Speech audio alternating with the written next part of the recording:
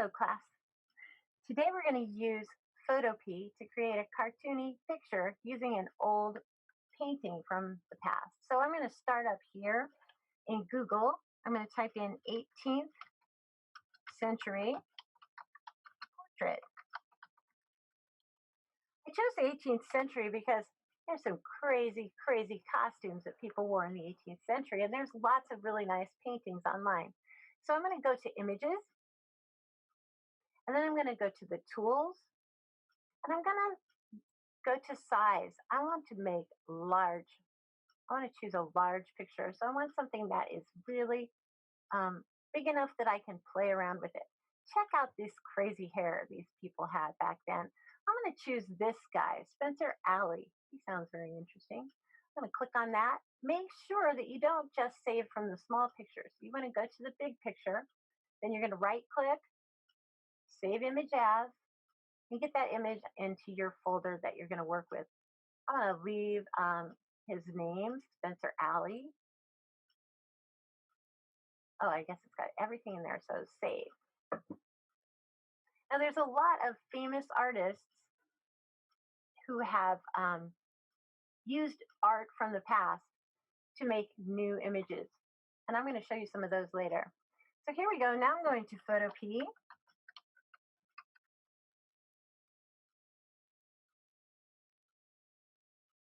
This is a great online image editor.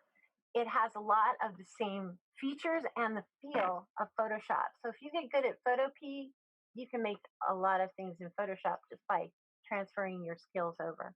So here we go. I'm going to go to Open from Computer.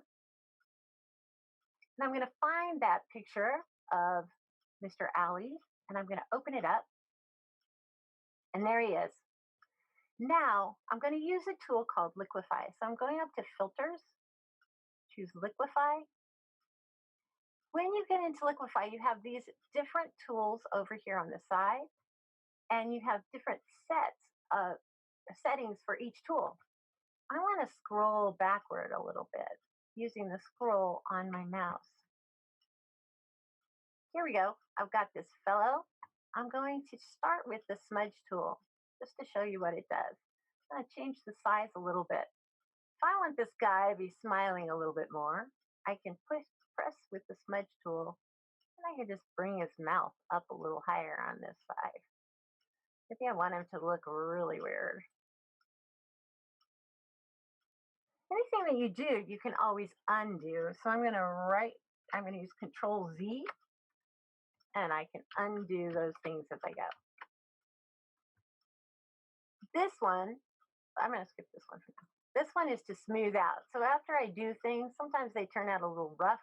You can smooth them out. We'll go back and try that. This one is a twisting tool. I'm going to make it a little larger. So let's say I want him to be just a little bit twisted. It's just turning things. So I go back to this, you can see it'll undo it.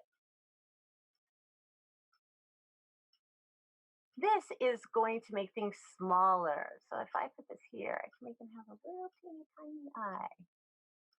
And this one makes things larger. So maybe I want to go here and make his eye larger. Again, I can undo these by doing Control Z. This last one is shift things. So it kind of shifts things around. I'm not sure I know exactly how to use that, so I'm not going to do too much with that. But I'm going to go in here and make him into a cartoon.